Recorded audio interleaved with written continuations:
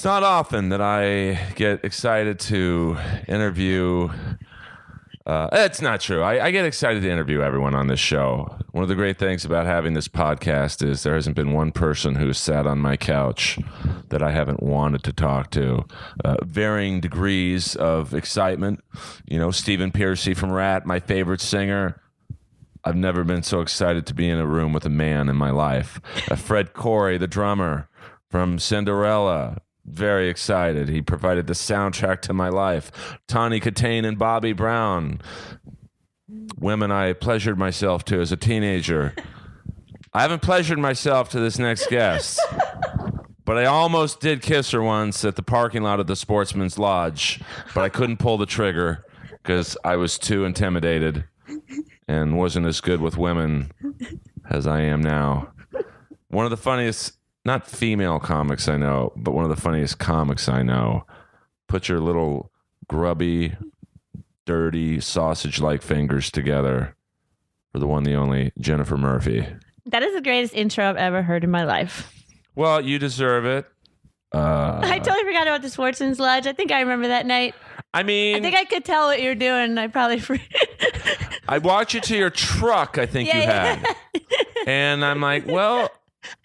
I mean, I sensed a little bit of a vibe. I'm not saying you were like in love with me, but I'm like, I don't know. And then I was like, we got close to like, I think I hugged you goodbye and we locked eyes and it was like, fuck it. I'm just going to go back and do the comedy one. The spot in front of three. You didn't want to miss Jimmy and Joey's set. Oh, I mean, which Joey though? Which Jimmy?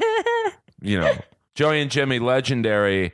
We're going to throw a lot of names out in this interview that most of you are like, who's that? And I try not to have on the podcast too many local references that people from Switzerland are going to be like, who the hell is Joey and Jimmy? Joey and Jimmy, very famous L.A. comedy duo. It's been one Joey, and at last count, I think at least 12 Jimmys. Meatballs of comedy.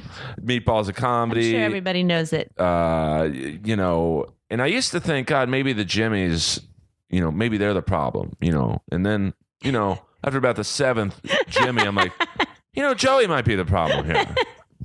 And, of course, the legendary Fat James Price, who...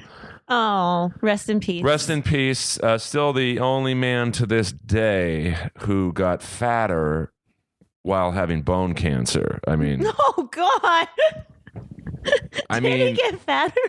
Bone cancer, if you've ever seen someone with bone cancer... It's terrible that we're laughing at this. I know. Well, I lost my mom to cancer, so... I feel that Fair game. I have the creative license to joke about it. He got himself Fat James, so I'm sure he would have wanted us to laugh. Fat James is great. I mean, went to Dupars with him one night. He ordered like double servings of everything, pancakes, 2 Lazy Susans with every powder and syrup you could create in your head. Finished it all off, and then says to the waitress, "Hey, can I get a Diet Coke?" I don't think those extra 180 calories are going to kill you. Yeah. Maybe I was wrong. Maybe, but you and I have known each other forever. Yeah, if I had known about this 90-inch TV, I might have kissed you outside the... Well, this one's smaller than the one I had. It's bigger than 90, isn't it? It's 75 inches high def to watch. Jesus, it's amazing. To watch a hockey game on this or porn is really... oh, God, porn, that would be overwhelming. It is, because the guy's balls look like the moon on this thing. And I appreciate that you pretended to be a little bit excited to have me on this couch after all those people you named. Well, I am, because I really... respect you as a comic. I mean, you're one of the hardest working comics I know. And that's, rare. How long have you been doing comedy? It's like 10 years now. And usually about... Not a really long time, but I mean... That's a long time. In comedy years, that's still just... I just got over being new. In L.A. comedy... Well, I don't know. I mean, if you do L.A. comedy longer than a year, you're in it for the right reasons. I mean, I'm at that point where it's like, the first 6 or 7 years, you're like, oh, now I'm going to be a feature. Everything's getting more exciting. I'm at that point where it's kind of plateaued and you're like, I have no fucking idea what to do now. Yeah, but now you're headlining, right? Yeah. But it's like you have to either make that jump to where you're going to be on TV, because it's so hard to get headlining spots if nobody knows your name. I don't have a lot of credits. I have less than you do. What? You're Earl Skakel. Yeah, but that means nothing. I'm the comics comic, which is the kiss of death. Yeah, that is the kiss of death. And you have a similar vibe as I do. I mean, I've never heard a bad word about you. That's nice. Except from Burger. But I mean, we'll get into who we've been with later on. We won't warm up to that stuff. Burger. Who still has... Well, it's... The social media is making it harder now because instead of just concentrating on my own comedy, I need to get off of it probably. I'm looking at all these like younger females who are like showing their boobs on Instagram, and then I see them getting comedy spots. I'm like, and I've never been one of those bitter people, but I'm just like, I'm getting like that too, though. Like I had a manager that told me to dress sexier, and for a second I believed him, and then I'm like, that's got to be a killer.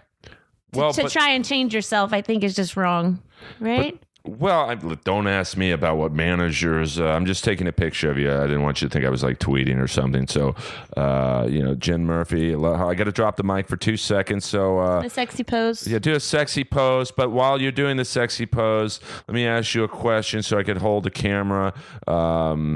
What is it do you find most difficult about being a female comedian in LA?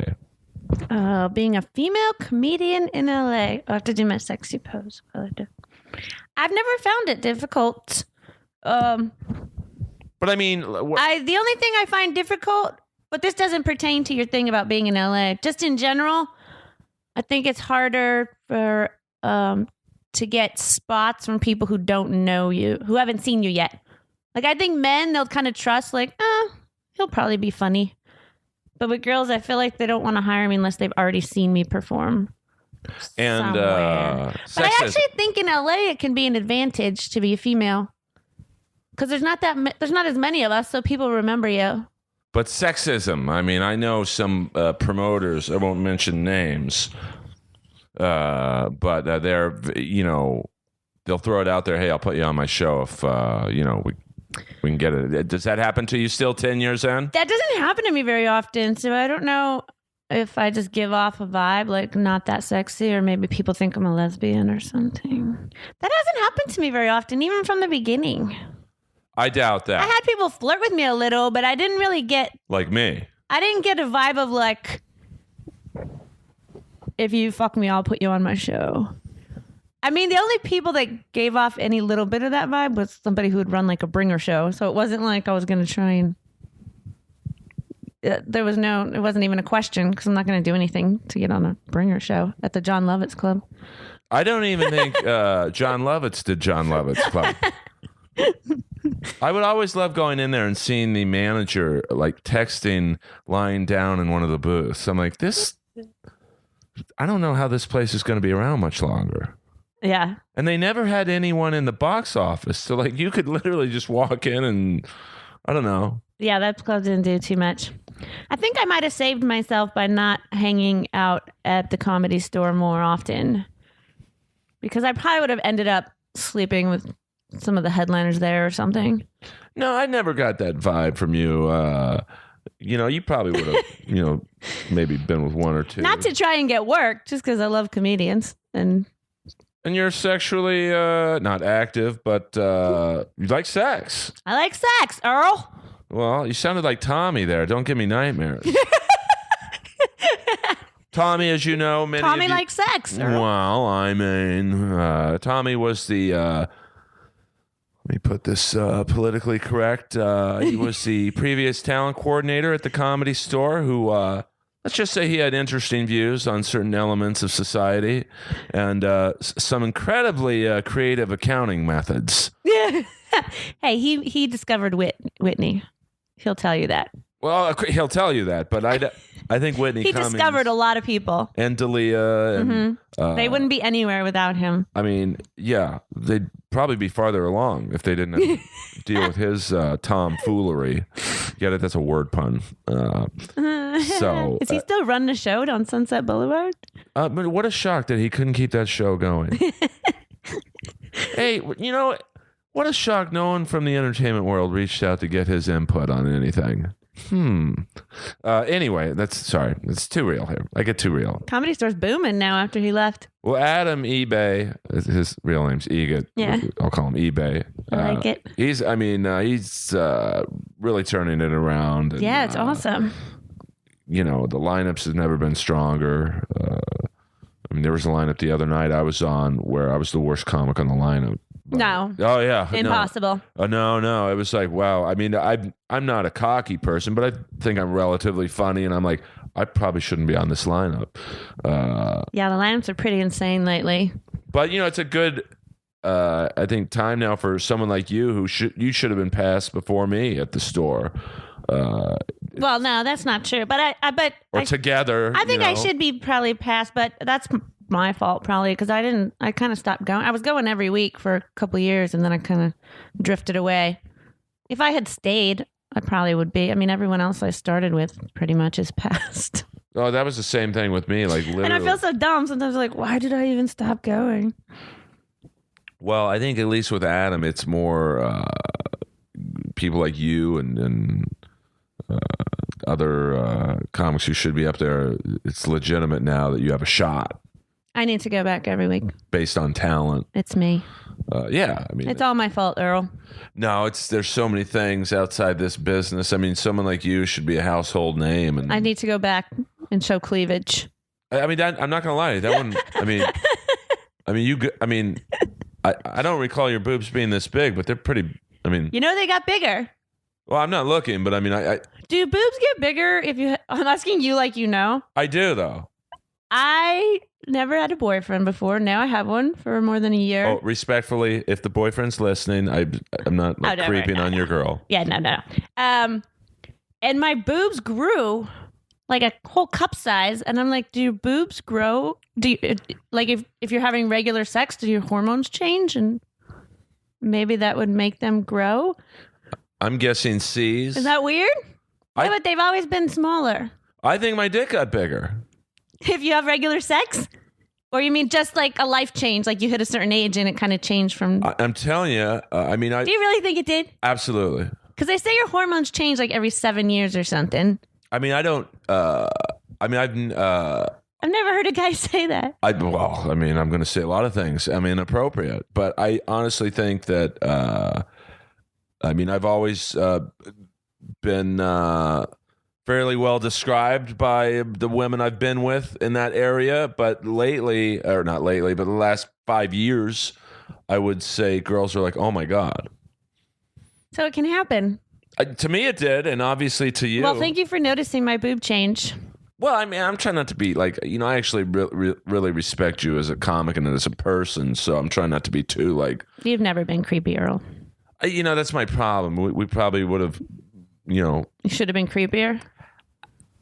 Creepier is the wrong word, but you were too well put together. I kind of, I usually had a tendency to go for extremely damaged, wrong asshole. Should I keep saying words? No. Yeah, no. One of them might listen. Well, hopefully they do. I need the numbers. I need the ratings boost.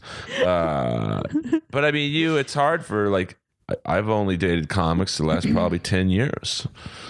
Because it's all we're around. Yeah. Well, that's what I said about the Comedy Store thing. Like, I could have easily ended up.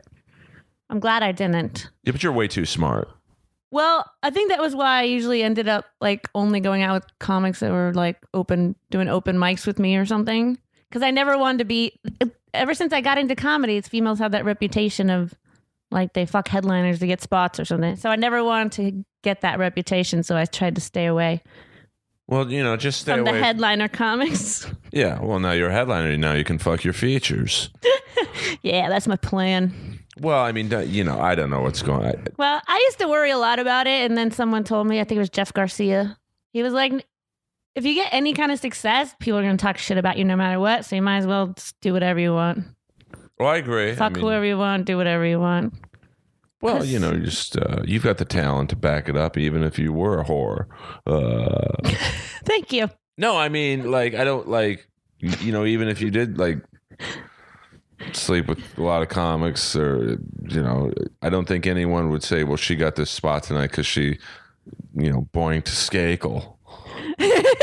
She certainly wouldn't get an improv spot if you fucked me. I'll tell you that right now.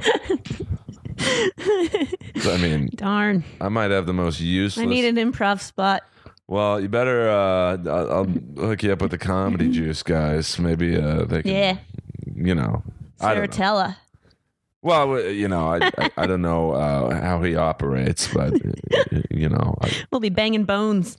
Hey, listen, whatever it takes. I mean, there's not a lot of female bookers. I just read the biography of the singer from Rat, not Jess, but before I had him on, and he talked about sleeping with the booker of the whiskey to get the band gigs. So, and it worked.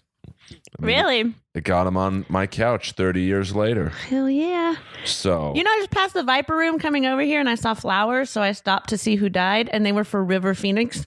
Well, it's a little late in the game. I know. I guess he died on Halloween.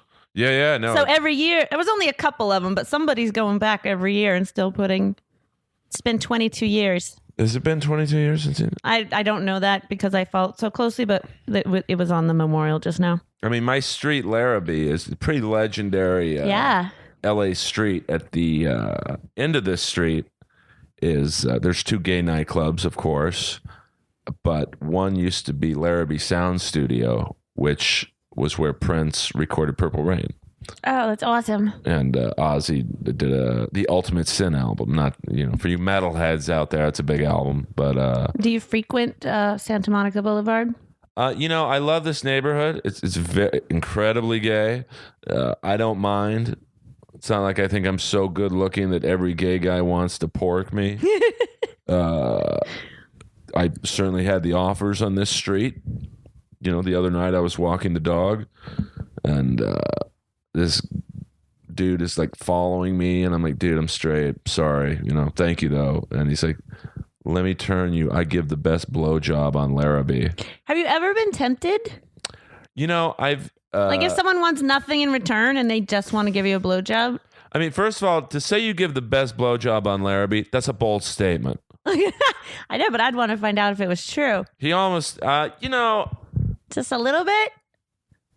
If in your head, if you're like, if nobody would find out about this, maybe I'd do it. David Lee Roth and Paul Stanley, they've been rumored to have been with dudes. So, like, pussy has been a gateway drug to dick for them. I don't think I've been with that many women where I've been with a few. Don't get me wrong. I mean, I do all right for myself. But I haven't been with that many where I'd be like, I wonder what a dick would feel like. Do you think that's why they tried it? Just because they got tired of... Yes. I think let's just say David Lee Roth. Here's the guy, Van Halen. They've been famous since basically the mid-'70s, and I'm sure he was getting laid before Van Halen. So he's, I think, 60 now. So for 40 years, he's been fucking. I mean, let's just say conservatively, from 77 to, say, 90, he was literally probably fucking 100 girls a year. Wow. That's conservative. Yeah. So that's anywhere from, 5 to 10,000 women, depending on your, math. Paul Stanley, same thing. They were more famous for longer anyways before Van Halen. Vince Neil, Motley Crue, same. Do you think the dicks came along because they were in situations like orgy situations? I think... I can't picture them just one-on-one with dudes. Probably backstage, or you're at the Roxy after your sold-out show at the Forum. You probably maybe fucked 2 or 3 girls that day. I mean, that's what the singer from Rats said. In Rats' prime, he was having sex with 3 girls a day. I could see you're at the Whiskey or Roxy after hours. You're on coke, ecstasy, whatever they take. Yeah. You're dancing. All of a sudden, the guy is flirty with you, and you're just says he gives the best blowjobs on Larrabee. And bam. There you go. I mean, I think at this point, guys of that magnitude have to put their dick in a cheese grater to get off. Yeah. I think it's boredom. That's true. I mean, it's like, let me ask you this. because I had you on because I want to talk about you, not David Lee Ross proclivities. Let's say now I'm going to throw out just a crazy number just because, and let's say you sleep with 3,000 men in your life so far. Oh, Lord. I know that's a crazy number. That's not even probably doable. But, do you think you'd be curious? I want to be with a chick. Just, I don't know. Dick just doesn't do it for me anymore. I could see the curiosity. Yeah. And the drugs. I mean, I could see myself if I was ever on that level, just in a good mood. Yeah, I'm horny right now. Suck it, buddy. Well, I was a lesbian once when I was on ecstasy. And but that's why I ask about would you do it if you didn't have to do anything back, because the situation occurred. I didn't even know these girls were lesbians. It was after a show. I went and hung out with some people. Yeah, we don't have to mention names. Strangers. It was in another state, so I don't even know their names. But yeah, then we took like Molly and stuff, and then all of a sudden it turned out that this group was all like, I don't know if they're swinger, whatever they are. They all just started hooking up with each other. But I received oral sex from a girl, but like there was no way I could do it. Even if I tried, like I even tried just putting a finger and I was just like, I don't even know what this is. And like, it kind of grossed me out a little bit. That sounds horrible to say because I'm a girl, so I don't want to say I was grossed out by.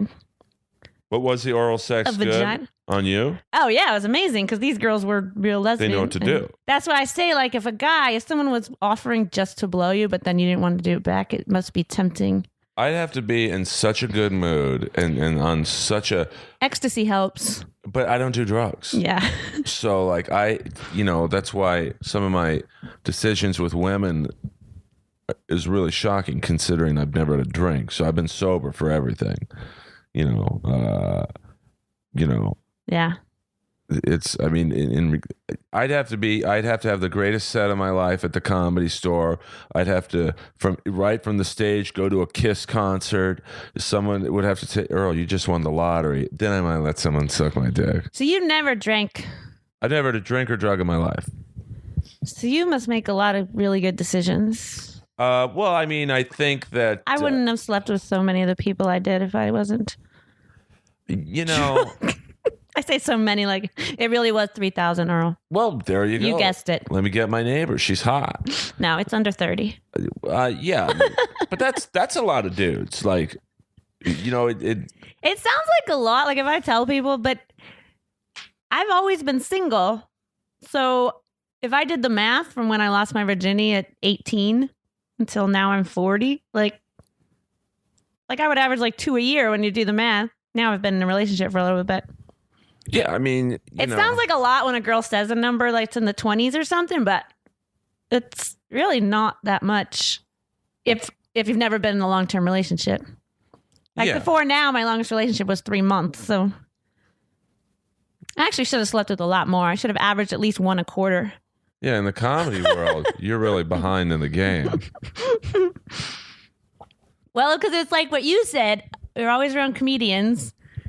And then there was more of them that I probably would have wanted to hook up with, but I was scared because I didn't want to get a reputation. And you would have. I mean, when you're new, you can't do it. Like you said, now, if I wanted to, it wouldn't matter as much. But yeah, when you're new, it's just... Well, men are pigs. And I'm, And all these guys that I loved that I would consider hooking up with, I wanted to work with. Like, I wanted to be their feature. I wanted to open... So you can't sleep with someone and then be like, oh, now I can be your open. You know what I mean? Well, just stay away from guitar comics. They're the horniest bunch. Guitar comics. I won't mention names. Oh, shoot. I already slept with J. Chris Newberg. I'm kidding. Yeah, got you to my couch. See you at the Den. The Den. Is that show still going? The Den, for those of you not knowing what the hell me and Jen are talking about, is it's a bar that I absolutely cannot stand. Oh, you can? It's just not my scene. I've only been in like twice. It's like it's Sunset Boulevard. That's why. Sunset Boulevard, but it's not hipsters like nerds, but like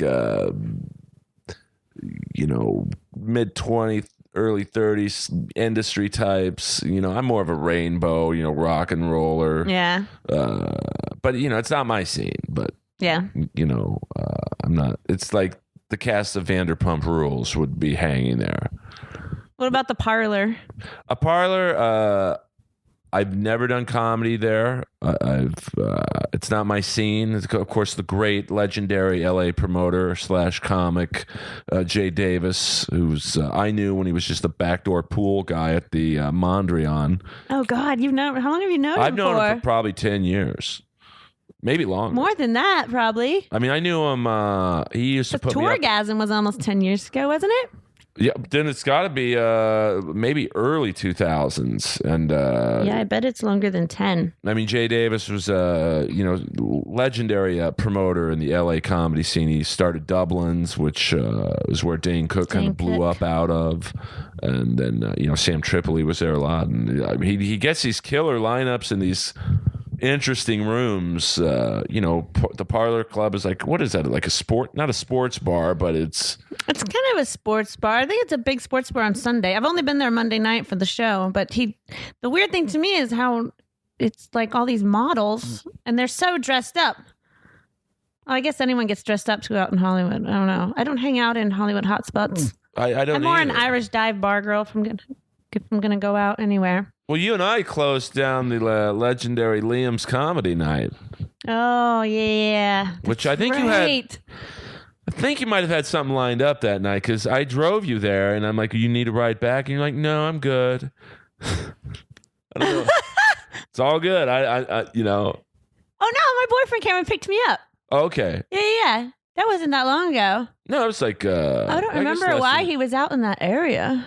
That's what I found weird. I'm like, because Liam's, if you don't know, and I'm assuming nobody knows where Liam's is listening to this. It's out in Colton. Which is about probably an hour outside of LA. It's where the Ontario, it's even further past Ontario. Almost, you start seeing signs for Palm Springs when you play Liam's. Yeah. So I thought, maybe this is my chance with Jen. We'll be out tonight. I mean, I'm not saying I was planning on trying to. You can pretend your car broke down out in the fields. We're going to be hanging for the next 6-7 hours. Maybe I make a move in the parking lot or something. And then, hey, Jen, you need a ride home? No. I do remember you looked at me kind of strange. Well, welcome. Me and Jen we just weren't meant to be in the parking lots. I probably didn't tell you that he was picking. I still don't like to say it. I just said I never use the word boyfriend. I just said it and I don't like it. I hate that word. I don't like to say it. A lot of times I introduce people as my friend. Is that horrible? Well, but especially in the LA comedy world, when a girl, you almost have to always have the appearance, I think, of being single. So you have to have that illusion of being available. Oh, do you think so too? Okay, I thought it was just me that felt that way.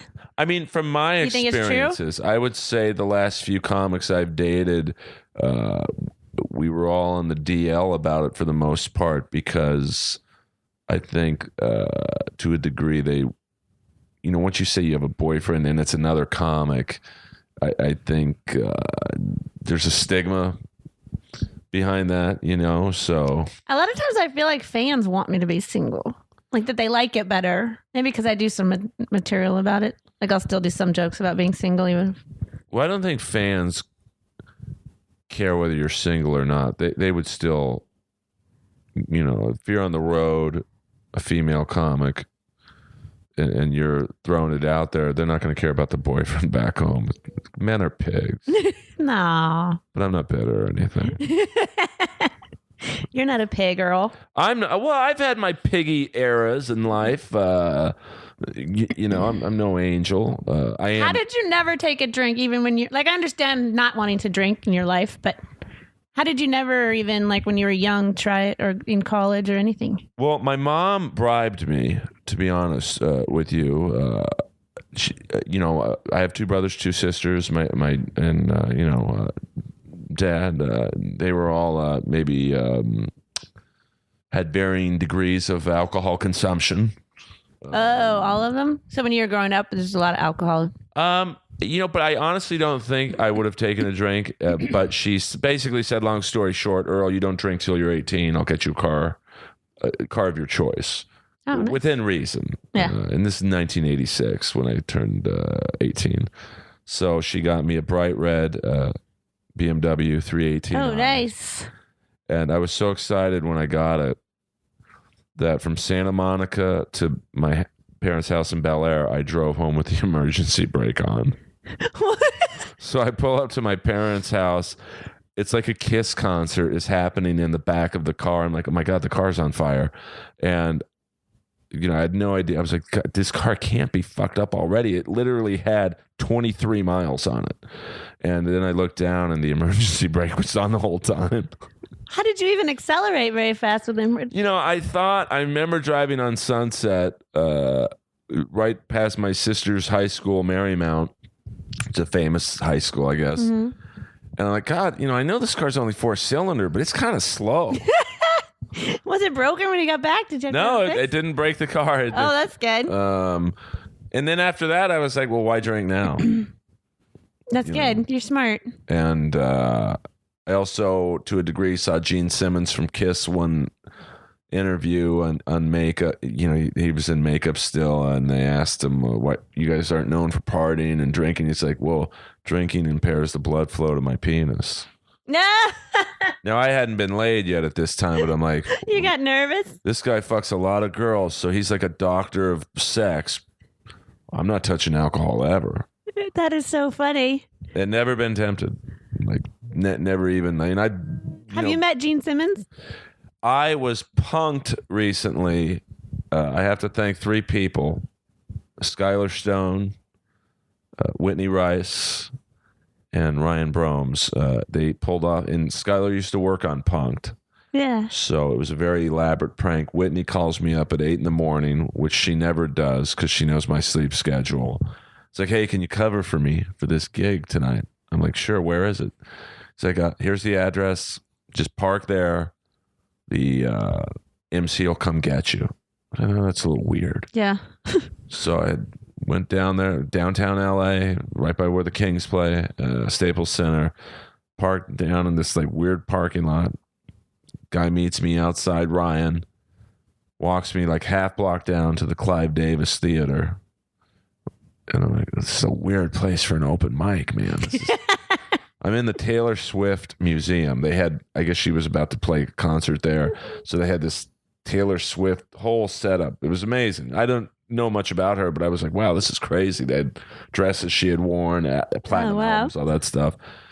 So I go to walk in the room, and the security guy's like, you can't come in yet. I'm like, well, I'm on the show. I'm like, are you Earl? I'm like, yeah. He's like, you're the headliner. You can't come in yet. We're at capacity. And I could hear through the door like hundreds of people in that room. I was like, wow, this is crazy. So I hear, I think it was Skylar, hey, ladies and gentlemen, your headliner tonight, Earl Skakel, Inappropriate Earl podcast. Let them hear it. The guy opens the door, and there's a curtain that you had to walk down through this hallway. So I didn't see the stage right away. And I'm running down. I got my head down because I'm thinking of my first joke. I get to the foot of the stage. I look up, and it's 2 chairs on the stage. One's empty, and the other's Gene Simmons. Oh, my God. And I literally froze. I wouldn't say he's my idol because I don't play music, but like if there was like one bucket list interview for this podcast, it would be him. So I froze. Was he doing a concert or what was the whole thing? Well, this was I still to this day don't know what this show was, but Bill Burr was on the show. Owen Benjamin, I think Ben Glebe might have been, Skylar. It was just. It was a fundraiser or something? Must have been a fundraiser or one of Skylar's shows. That is so funny. But did you tell him that you don't drink because he said that? Yeah. That's what I was hoping. And I'm like, literally, Skylar had to push so me into the chair because I froze. You froze? Oh, really? It physically froze? And to my right, out of the corner of my eye, I see hundreds of people. And I see Gene Simmons' family in the front row. Like his son, Nick, his daughter, Sophie, his wife, Shannon. And Skylar like pushed me in the chair and said, interview him. That is so cool that they did that. So I basically started roasting him, you know, because he grabs me by the mouth and he's like massaging my jaw. And he's like, Earl, you have a real pretty mouth. And I'm like, it's so surreal. I'm like, you're right, men are pigs. And I'm sober, so I'm experiencing all this emotion like 100%. And I'm like, Gene, with what came out of your mouth in the 80s on some of those albums, my dick wouldn't be the worst thing. And then it just hammering. That's so funny. And, Was Whitney there? no, Whitney, she was just, she wasn't on the show. Skylar knew that he needed someone who I was really good friends with to pull off the initial. Yeah. And it was, I don't want to say the highlight of my life, but like it's Gene Simmons, man. That's amazing. This is a guy who I've like followed for 40 years. Literally, like I bought, Kiss Alive when I was in, well, I should say my dad bought it when I was like, in fourth grade. So, and he was really nice. He invited me out. Now this shows you the idiot I am. It was on a Tuesday night, much like tonight, same night as Roast Battle. Mm-hmm. So we go into like the little VIP area after, and his whole family's really nice, and they're like, do you want to go out to dinner with us? And I'm like, I gotta do a show at the Comedy Store. I can't. You said no? I did. And it was like, because it was Roast Battle, and I have that thing I do every, I'm like a regular part of the show, and I'm like, fuck, man. Oh, man. So, but they were really nice. And like, do you have someone like that in your life where it's like, if you had your own podcast and like, would there be like a comic or like someone you'd be like literally tongue tied to talk to? Oh, God. Probably. Oh, I can't think right off the top, though. Like, who's your favorite music, like band? Well, this is going to sound lame, but I would be like that with, like musical theater people, probably. I love musical theater. You mean like Michael Fassbender, or? I love Josh Groban. I think I would be tongue-tied with Josh Groban. No, I mean, I'm not like, yeah, I get it. I feel weird saying. Not at all. Listen, I'm fucking. I grew up with Beastie Boys as my favorite. When I was young, I loved Motley Crue but for some reason, I get more emotional about. I always wanted to be a musical theater singer, so I just absolutely love them. But I have a horrible voice, so I never could sing. No, I mean, I think you have a great voice for like cartoons and stuff. Not a singing voice, though. Well, singing voice is like, but that doesn't really. I can't even carry a tune. It's really bad. But neither can a lot of people who are big singers. What? That's not true. Listen, well, I won't say names, but some might have been on this podcast. It's just all mixing. Well, I know on one particular 80s metal singer, I met a sound engineer. I have a wacky group of friends. I know prostitutes and I know billionaires and everything in between. And this particular guy was a sound engineer on a lot of my favorite albums from the 80s. So I would like grill him about, what was it like working with this band in studio? And they'd be like, dude, we had to triple track his vocals. Oh, wow. His voice was so weak. Oh, you know who would make me freeze? Dave Grohl. Okay. I love Dave Grohl. I just saw the Foo Fighters 2 weeks ago at Honda Center. And was it a Foo Fighters show or was it? No, Foo Fighters show. I saw him twice. I saw him when they were here in LA like a month before that. You didn't go to the Forum show where he had the jam session? I went to the Forum show, but wait, the jam set. Well, they did 2 nights. I went on the second night. They did a show that, God, I wish I would have gone. I'm not necessarily a Foo Fighters fan, but I love Dave Grohl. He's so awesome. I like his. He's like a throwback to what 70s rock stars were, like larger than life. And I guess maybe the first night of the Forum shows, I guess he walked on stage with the Foo Fighters and said something to the effect of, "Now, I know everyone's here to see the Foo Fighters, but that's not going to happen tonight. I'm going to play music with my friends." Oh. And out walks Paul Stanley. Oh, yeah. He's known for bringing on different people all the time. I wasn't at that show, though. But it was like the whole show. So Paul Stanley does like 3 songs, like Love Gun and Detroit Rock City. Oh, wow. And then, you know what? It's time for another one of my friends to come out. David Lee Roth comes out. They play Van Halen, whatever. I didn't even hear about this. Lemmy from Motorhead. Oh, it's so awesome. So I love seeing like surprises like that at concerts. Yeah. Like when I saw, he's amazing. It was Aerosmith and Kiss. Aerosmith went first, and they were great, and then Kiss, did their thing, and in the middle of Kiss's concert, Joe Perry from Aerosmith came out in Kiss boots. Clearly had never had them on before, so he could barely, he was like, he looked like that Davey Wester, the comic with MS, trying to fucking navigate the stage. It was like, I love stuff like that. That's awesome. Do you go to a lot of concerts? No, not a lot. No. Because you're too busy doing comedy. I'm too busy doing comedy. I went to a lot more when I was younger. I went to like 10 Beastie Boys concerts when I was young. I used to go to Henry Rollins. Yeah, I loved Henry Rollins on Sons of Anarchy. I loved Henry Rollins. He was good on Sons of Anarchy. I don't think I saw him. He must have been in the last season. No, season 2. Oh, really? It's if you like Henry Rollins. I must not have even realized it was him. Oh yeah, it's very basically the season 2 of Sons of Anarchy is the not KKK, but let's just say a white separatist clan moves into Charming, and the two lead bad guys are Adam Arkin, who's a great bad guy. I can't believe I didn't know it was him. And his lieutenant was Henry Rollins.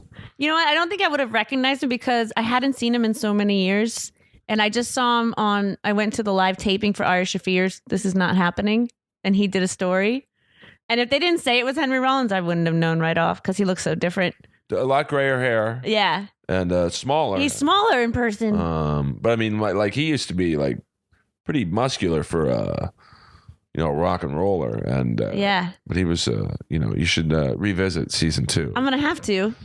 One of the most powerful TV scenes ever in that, I think it's the first episode at the end. There's a rape scene with Katie Seagal and Henry Rollins and like a couple other like henchmen, and they play I forget who did the cover, but it's a cover of a Bob Dylan song, and they have it playing in the background. It's like you get the chills. And I'm gonna go back. But Lana, let's get into your comedy. Okay. Enough about Henry Rollins. Enough raping. about these musicians. Here's a question I have for you, and it might come like I'm jabbing at you. I'm really not. No worries. Because it's. I'm tough. Well, no, I love you. So, but you were on Last Comic Standing. Yes. And here's what I've always wondered about that show. Like, you see, it helps some people, the winners. Mm-hmm. Doesn't help some people, the winners. You went far along in I don't want to say it's a competition, but far along in the show. And I've always wondered, does it help people like you who, like, you were on it for a while, you didn't win it, but did it help you or? I think it helped. It didn't help really with industry. I didn't have anyone calling me and wanting to represent me or anything. But I think among other comics, you get booked for more shows around LA. That's about it. But I really didn't go too far. It looked like maybe I went further because for some reason they gave me a lot of airtime on the 2 episodes I was on. But I was only on 2. I didn't make it like into the top 30 or whatever. But see, I liked how you did it. But they gave me a lot of airtime for me not making it, further than I did. But I love the combo you have because you're hot, but you're very funny. Like, usually it's one or the other. Oh, well, thank you. And that's with guys, too. I don't want to, get into this whole thing. Yeah, good-looking comics are always throw me off. At first. Well, I mean, Lachlan Patterson is he's amazing looking and he's incredibly funny. His comedy has jumped to a different level. Well, I think it's the confidence of he really. Yeah, because I've been seeing him for years and I always thought he was funny. But I feel like it's really ever since Last Comic. Maybe it is confident. He's hysterical. He really is one of the harder working dudes. Mm-hmm. He's so funny. And he probably worked harder because he was so good looking. Or is that it's almost like a good-looking female comic. Like, if you have big tits, let's just say, that everyone's going to be just staring at them. You have to be almost twice as funny. Yeah, so people like. Well, that's why I always covered myself up as much as possible because I didn't want to be I didn't want a distraction. But you always had these cute. But I also never thought I was hot. But when I got into comedy, I probably wouldn't have gotten into comedy if I had confidence. I never thought I was even that pretty. Why don't you think you have confidence? Only in the last year, I think I'm pretty. Is that weird? Maybe it's just because I'm getting older. Yeah, but you don't look 40. I mean, you and I are very similar. My whole life, I always just thought it was just average, just not pretty. Really? Yeah. Is that from stuff? I really don't think I would have become a comedian if I had more confidence in that area. I mean, I could be wrong. I don't know. Let's get into your childhood. I had nice parents. They didn't tell me I was ugly. Right. No, I think it's just, you have a different, I don't know. It's just your mental state. For some reason, I always had a negative mentality. I still do. Yeah. But comedy gives you a lot of confidence. Oh, it does. Maybe that's what you're saying, talking about Lachlan and stuff. But I remember one time watching, when I was newer, watching a female comedian. I won't say her name on here. But she had a zip-up sweater where it was just to her boobs. You could just see the cleavage. But it's one of those things where if she moved a little or bent over just a little, you'd see her boobs. And I spent the whole time looking are her boobs going to pop out? Are they going to be able to? And I just remember thinking I don't ever want to have that where someone's focusing on something else besides what I'm saying. Plus, when I started playing clubs and you realize that it seems like almost everyone's on a date in comedy clubs. So if the girl thinks that her date is checking you out, then that distracts her a little bit, or she's not going to be as into it. Well, that's why I've always felt women have it harder than men in comedy in that area, because you have to be likable to both sexes, but not intimidate either one. Right. Which is hard for someone as pretty as you are, because girls are almost instantly gonna not like you. Now, I'm not pretty enough for that kind of reaction. I think you are, and I'm not trying to pick up on you. I'm just to me, you're beautiful. Well, thank you. So girls are almost instantly gonna not like you just before you even open your mouth, and the guys are gonna be like you just said.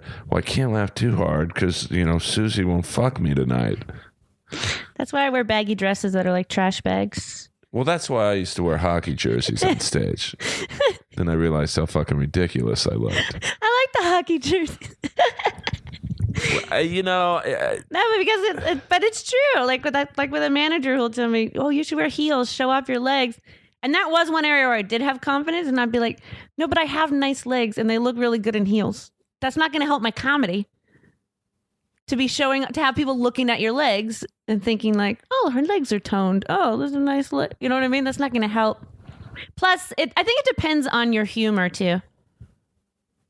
Someone Chelsea Handler, maybe she could be sexy because she's the confident woman. But if I go on stage, I'm usually more self-deprecating. Right. So you can't go out there looking sexy and then talk about how, you suck at relationships, or it's, you know what I mean? Yeah, because or you don't like yourself, and it's wait, why wouldn't you? You're wearing heels, you're in a dress, you're obviously sexy or something. People are gonna have a hard time, I think, believing you have a hard time with men. Yeah, so I think it depends on your material as well, what you want to portray.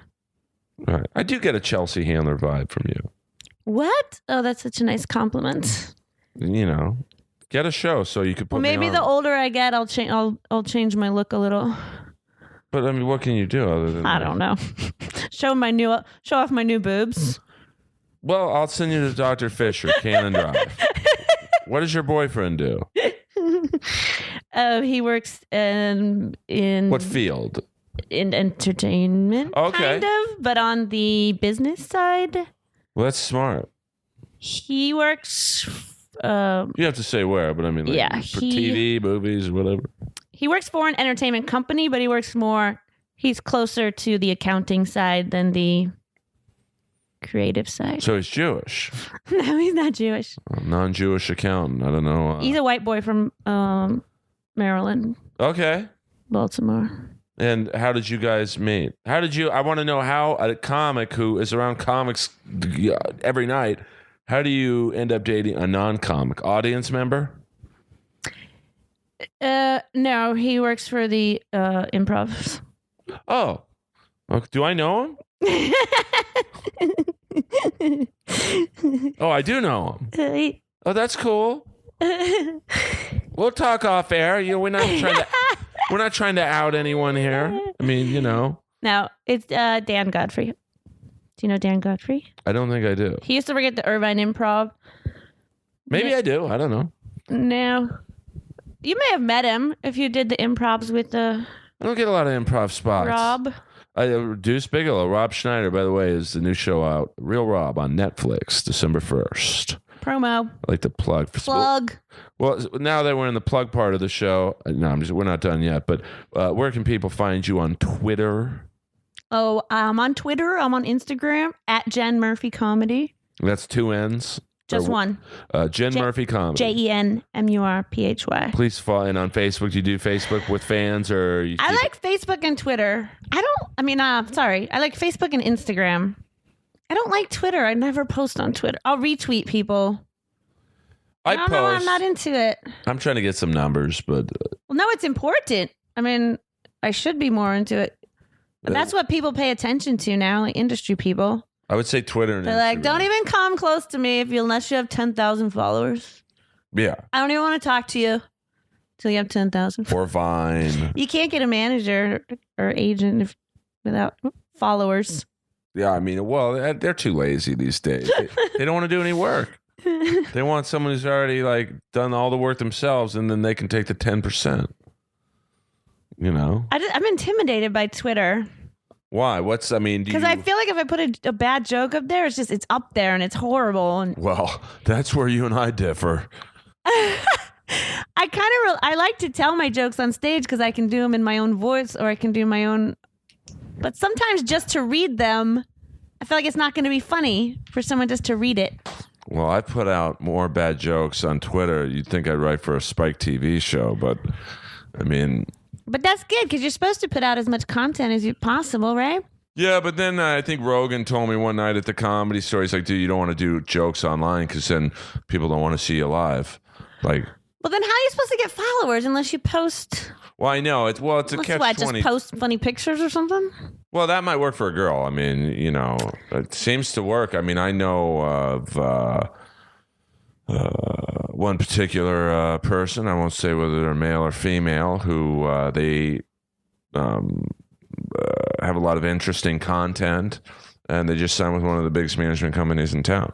So it's like that's because they're posting so much. Posting some wacky, content. I'll just leave it at that.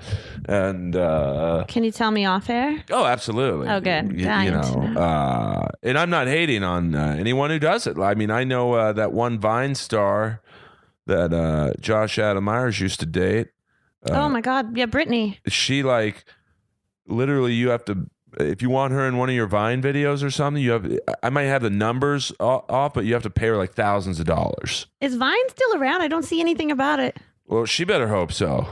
I thought it died or something. Or maybe it's just a young person thing? It's still around. I think Instagram's probably the hot thing right now.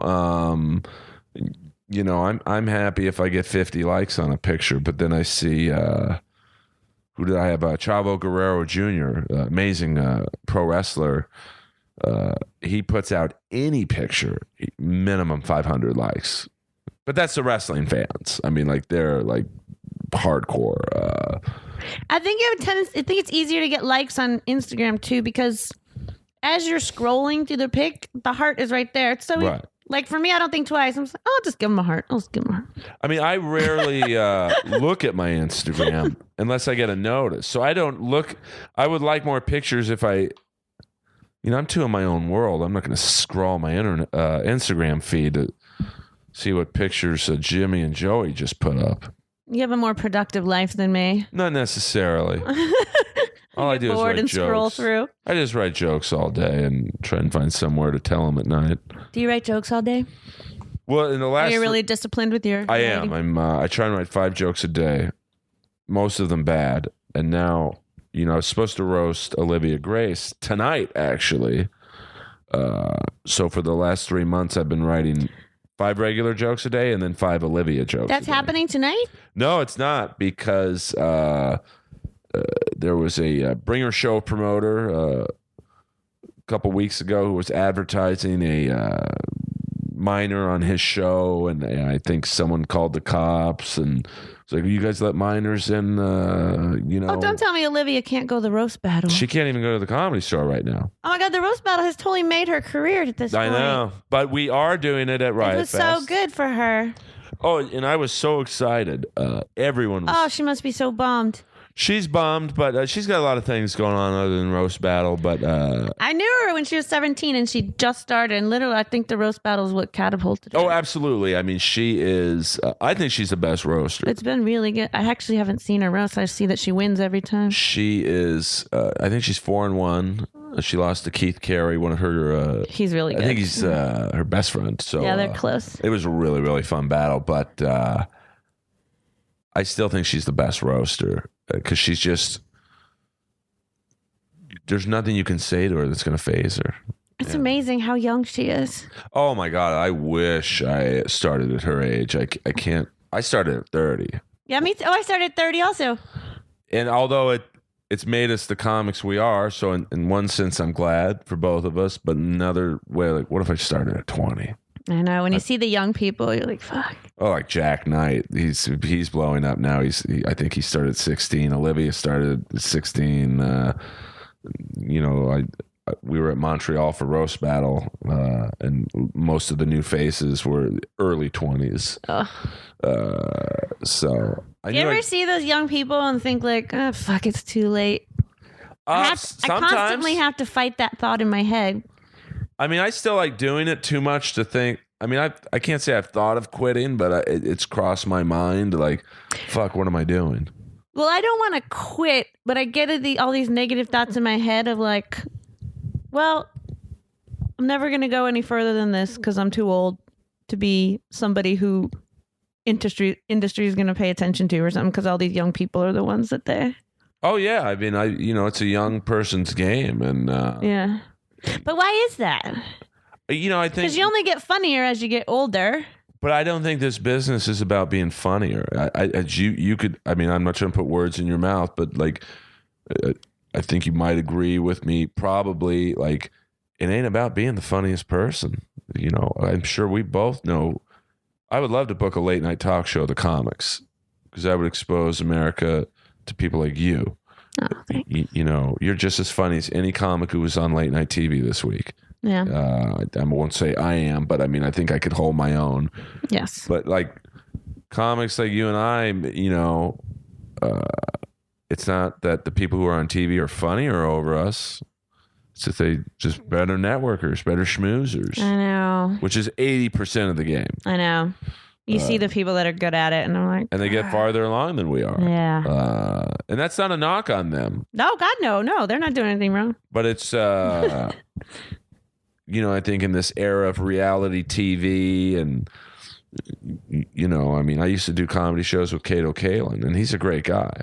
I'm sure you've done. Oh, I did a yeah. He's amazing. He's a great guy. He was really nice. You could tell that he was almost embarrassed that he was the headliner over someone like you, who clearly is a better comic. He would admit to that. But it's like... He has a name. I mean, I remember one billboard. He did Vegas, I think one show with Jeff Richards and Greg Wilson. The Greg Wilson. The Greg. The Greg. I didn't know there was another. Kato headlining? And Kato was... his name was on the... it was a billboard like off the 15, and you had his name in like kiss-size lettering.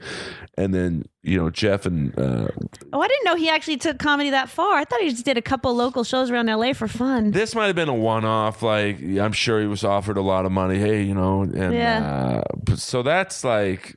He's clearly the least funny of those three, but yet he was the headliner. Yeah. And I know Screech was headlining huge shows over, like... I think Nick Swartzen told the story that Nick was featuring for Screech. Is Screech in jail now? Yeah, I think he knifed someone at a Tribble Run gig or something. Yeah. No, it was like some weird Tribble Run. Tribble Run. Dave Tribble, the worst person on earth. But Did you ever do a Tribble Run? I did like 2. I did a half. For me, it was good because that was the first time I ever featured. Oh, yeah. I drove 9 hours, but you're so excited. I drove 9 hours to Winnemucca. Winners Casino. Yeah, for one night, and then drove 9 hours back. But I was so excited. I was the same way. Wait, why'd you do a half? Well, Did you bail on? it was a 3-week run. Oh God, yeah, I never did anything that long. So about 4 days before the first week starts, he's like, calls me up and no emotion in his voice, just a fucking droid. First week's canceled. And I'd canceled some pretty nice gigs through my ex-girlfriend Shelly. She had like booked me some, like, one gig was hosting the media tent. He didn't apologize at all? No, just like a droid. Sorry, first week's canceled. You go in 2 weeks. And then, so first week goes by. I'm driving with a couple other comics. It's so basically 14 days, 6 shows. It's 14 days of driving, basically. Yeah. And I get up there. The first show was horrible. It's just like a bar gig. And then we get to the hotel the next day, and they're like, we don't have a room for you. I'm like, what? So I call a Tribble and Rocky, who was this co-booker or whatever, and they're like, oh, yeah, we don't pay for off days on the road. They don't give you a room? No. How are you going to make money if you're paying for your hotel room? Well, that's the greatest thing, which is basically what I said to him. He's like, oh, well, he puts Rocky on the phone. Well, what you do is hang out in the lobby until the next day, and then you just go right in. Or, there's a strip club off the 40. Just hang out there. And like, it was the most insane logic. And I'm like, listen, either the off days are paid for or I'm coming home. You know why? Because they get comics that would just sleep in their cars. Yeah, and I was not one of them. Yeah. But it's a great business model, because for every guy like me who's like, fuck you, there's 10 more who all do that gig. So. Yeah, I think it was good for like the very first time I had to do 30 minutes. Right. Because if you're going to bomb, it's better to do it out in Winnemucca. Well, that was the funny thing. The headliner I was with, I did benefit to a degree, because I was out there with a very lazy headliner. I mean, just incredible. If your headline, that's the problem too. He would get people that just. Well, you're dealing with headliners who've basically given up. Well, also he would. Yeah, he didn't check, because my first time that when I drove to Winnemucca, the headliner I was with was like 22. And not to say you can't be hilarious at 22, but he didn't have an hour. He only had like a half hour. And I told him, I go, what do you do for the rest? Because he had to do an hour. He goes, I don't know. I just like play games with the audience or something. Well, yeah, there's no screening process to make sure that he's hiring people that really have the time. I think he basically just takes guys or girls who say yes. And like the headliner I was with the only trip, he's like, dude, looking back now, it's pretty funny that I was so stupid. He's like, you're really funny, bro. Why don't we split the time? You do 45, I'll do 45. Like clearly, yeah, give me the money then. Oh, he didn't give me extra money. And so I did like in Medford, Oregon or something. I was like doing 45. I probably literally at that point had 10 minutes of like good material. Maybe not. Oh, so you just improvise the rest? So for 35 minutes, I'm doing semi-decent crowd work. That is so funny. And then that was the end of my Tribble run days. I try and talk young comics out of it, Now these days, I don't think you can even afford to do it, because you have to drive so far with gas. Like, how would you even make any money? But he's such a scumbag. He'll have, he's like, hey, Earl, the headliner lives in Bakersfield. Can you pick him up? No, I can't pick him up. The first gig's in Idaho. I'm not rerouting to Bakersfield because you're booking some guy who's made worse decisions in comedy than I have. Starting with agreeing to do this gig. But I think we're both beyond Tribble runs now. I think so. What's going on right now for you comedically? Comedically right now, I'm just trying to work as much as possible. This year, I've worked more than I ever have. So whenever I start to get down about things, that's what I think.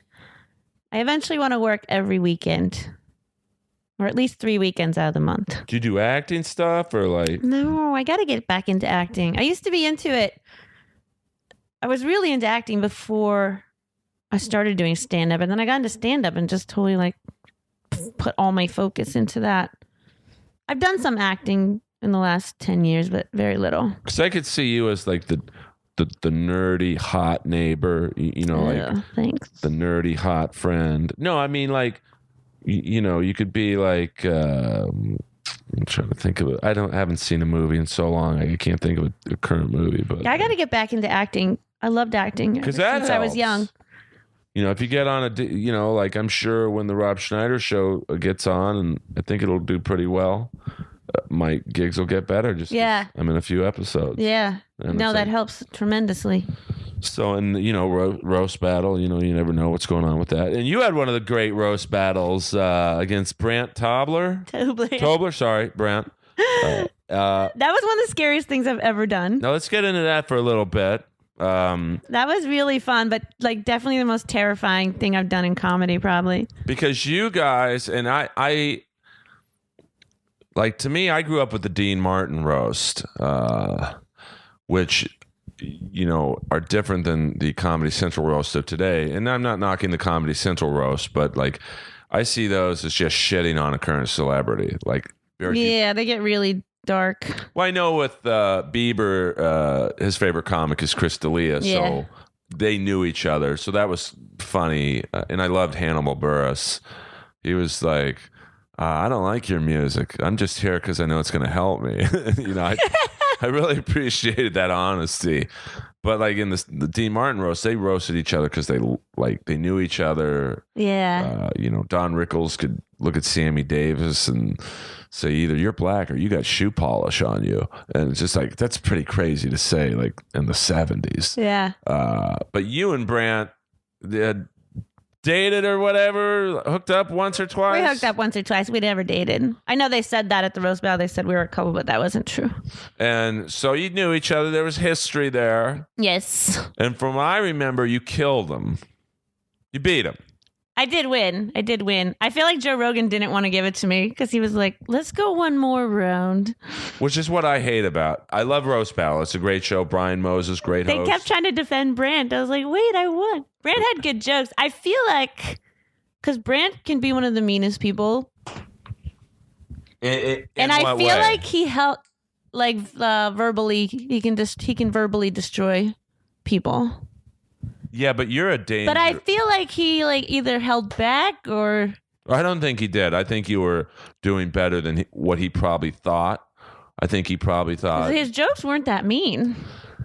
Well... He had good jokes, but he wasn't... I don't know. I expected him to be much meaner. But you had better jokes, and they were mean, but they were funny. Like his were like... Oh, thank you. Which is key. I mean, I've seen a lot of battles where... like some of Olivia's battles where people would just hit her with fat jokes. Yeah. And it's like not original. I mean, fat jokes can be really funny, but they, in some cases you're fat. And she had these amazing comebacks. Oh, really? God, I wish I would have seen. Yeah, no, she's, but that's why I wanted to roast her, because I wanted to go up against the best. And I've got like 12 pages on my iPad of her. And I know she has the same on me. But you and Brant, it was just fun to watch. Thank you. Would you ever do another battle? I would do another one, but I want to do it with somebody I know. A lot of people say like to do Total Strangers is just the same. Like it's like what you said about the Dean Martin roast, where I feel like it's more fun when you really know the person. Like I don't like doing battles because I'm not mean spirited enough. Like I care about like people's feelings too much. Like me and Olivia, like we sat down and said, okay, well, even though we're really good friends, it was like, well, tell me, some skeletons in your closet, and yeah, I'll do the same. And she told me a few things like, oh man, I don't want to say stuff about that. It's like, and then, like I told her, hey, my parents passed away 2 months apart, it's might be something funny there. And she's like, well, I don't want to make fun of that. It was like, yeah. So it's like, I would love to do one with you, but I like because we know we love each other. But I don't think Well, to me, like the reason I did that first one, Brian Moses asked me to do it, and I was like, I'm not good at this. I'm not a roaster. I'm not like a mean comic. And then I was like, okay, now I have to do it because now it's a challenge for me as a comic of like, can I write roast jokes? Because I've never written them before.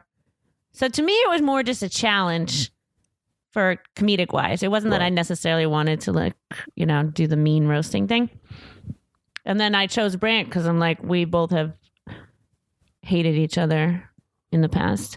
So like, and in the future. And been friends. We've gone back and forth. So it was like, I know he'll have great stuff on me. I know I'll have good stuff. So I figured it would be good for the audience. Right. And it was. It was to really have somewhat fun. People who have a past and are not necessarily friends, Yeah. But so if I did it again, like if I battled you or something, I would do it for that same reason again. Is like it's such a challenge as a comic because it's really hard to do. It is, and like you said, you can't just go up there and be like, "Oh, you're fat. Oh, you're ugly." Like you have to write. Well, it depends who you're roasting. Original, good jokes. There's a lot of I've seen every battle pretty much, and like there's so much strategy involved. Like with like you and certainly in Olivia's case, because she's done a lot. She's so liked up there that you just can't be mean. Otherwise she's already got the crowd on her side, basically. Why is it a lot of regulars in the crowd? Is that why? Well, I think she's her. Or you mean she's just likable? Her personality. Both, but she's so respected as a roaster up there that to beat her, you're gonna have to really. Like Keith Carey had this amazing rape joke, and I know it's weird to say amazing rape joke, but and it won him the battle, and it was such a clever joke. Do you remember what it was? Yeah, I don't want to misquote it, but Olivia was sexually assaulted by a black gentleman, or I shouldn't say gentleman, but black dude. And Keith had something along the lines of Olivia was raped by a black dude. All we owe that guy is the 40 acres and a mule. And that's not the exact joke, but it brought the house down. Really? It just destroyed. And even last and nobody even got tight about the rape thing. Did they just let? No, it was. Well, you could instantly tell with Keith and Olivia, they were our best friends. Yeah. And so it would be like if you and I went up there, like people would know, oh, they love each other. It was just, she was ripping him. He's, it's really improved my writing for her. Cause it's like, a fat joke is just a fat joke. I don't think she's fat in the first place, but like in that realm, you have to act like you do. Yeah.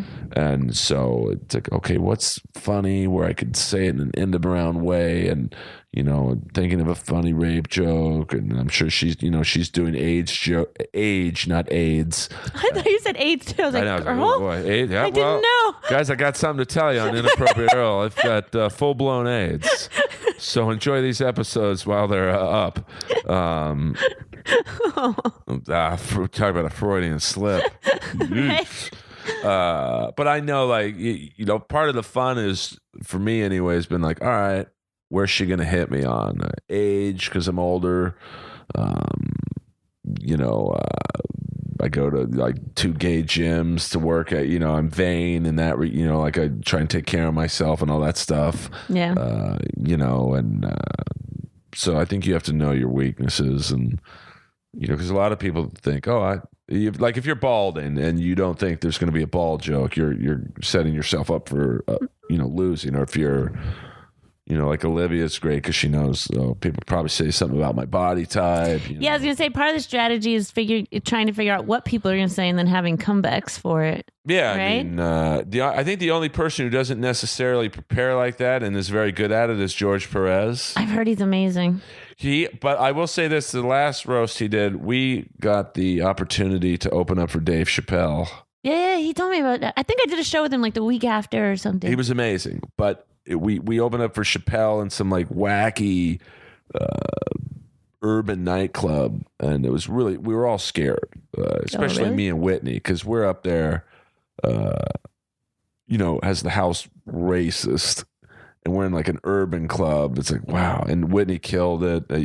My opening line did pretty good. And George was going up against Jamar Neighbors, who's very much an improv roaster. Oh, you opened for Chappelle by roasting each other. Yeah, we had basically a roast battle. Oh, I thought you meant you just got to open for him. Oh, I wish.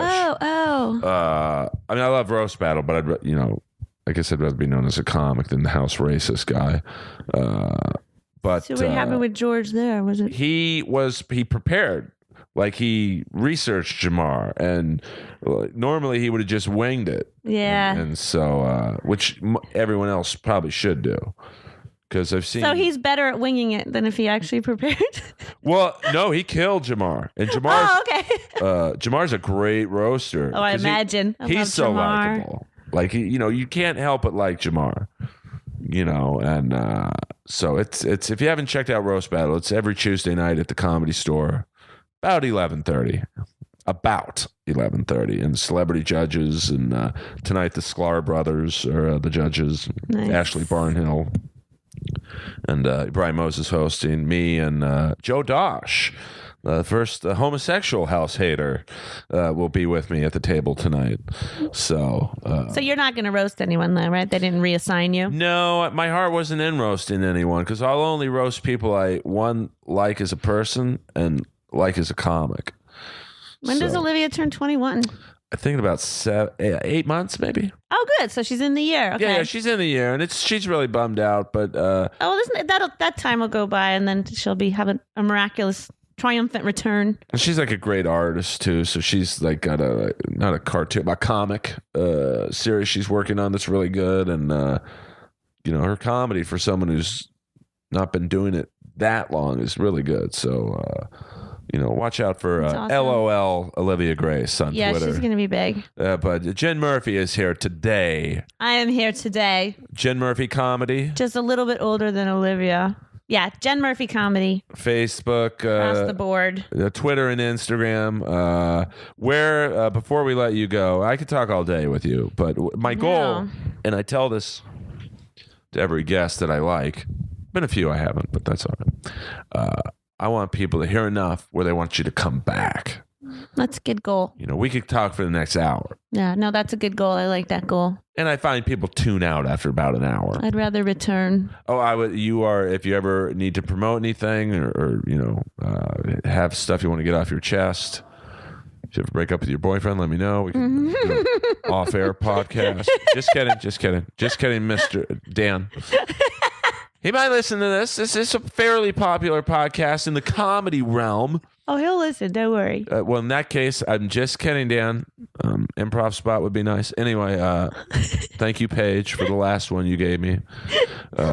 Paige, the lovely... I love Paige. Paige is the best. 2 weeks ago, I'm in my underwear on a Tuesday night watching the Kings play. I don't remember who they were playing. And phone rings. Earl, can you get to the Improv in 5 minutes? Our headliner can't make it.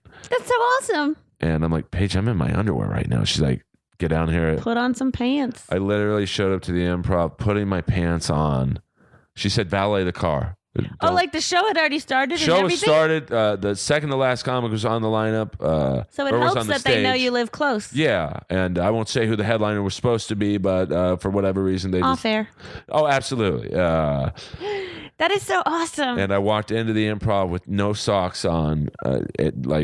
Paige is like, you got time to put your shoes on. That is so funny. And, the Improv. I love the comedy. It's so hard to get a spot at the Hollywood Improv. But you know what I like? I know we talked about Tommy earlier in the broadcast. Jamie I Flam. love the bookers. It's just so hard. I like their honesty there. They're opening up the lab now again. Yeah. So that'll help. Legendary. There's been some legendary shows at the Improv Lab. Hopefully that's going to help.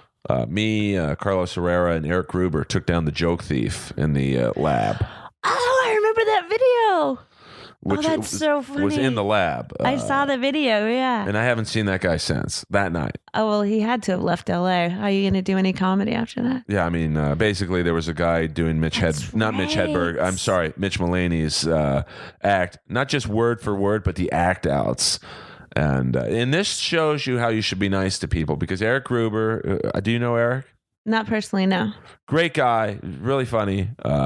this guy, Jason, I don't even remember his last name, was rude to Eric at one of Berger's bringer shows at the Comedy Store. Dave Berger, probably has paid me more money to do comedy than anybody. He had those like shitty gigs in Lawndale. Are you serious? Yeah, like he'd pay me $100. I'm like, oh, I had to go to Lawndale, but Jen and Berger have interesting history. We'll get into that episode 2 next time. And Eric was like, I wonder why this guy was so rude to me. I'm going to have him on my show at the Improv Lab, Mostly Normal show. And in between that and the actual show, someone came to Gruber and said, hey, you know, this guy's stealing Mitch Mulaney's act. Here's video of Mitch doing the joke. Here's video of this idiot. How do you just memorize another person's act word for word? It was word for word. But even worse than that is he did the act outs the exact same way. I remember that video. Oh, my God. That's so funny. So we had the guy on the show, and, of course, he didn't know what was going on. And it's all comics in the room, and everyone in the room knew what was going to happen. Basically, for you guys listening, Joke Thief was invited to do Eric's show at the lab. He had no idea that Eric was going to show video of him stealing jokes and then the actual joke by Mitch Mulaney being told. And Jen. But wait, you let him perform first so people would see him do it, and then showed the video. Oh my God, that's brutal. And Were you dying laughing? The anticipation in that room when he's on stage, not knowing what's about to happen. I've been to Kiss concerts. I've been to Super Bowls. I've been to World Series.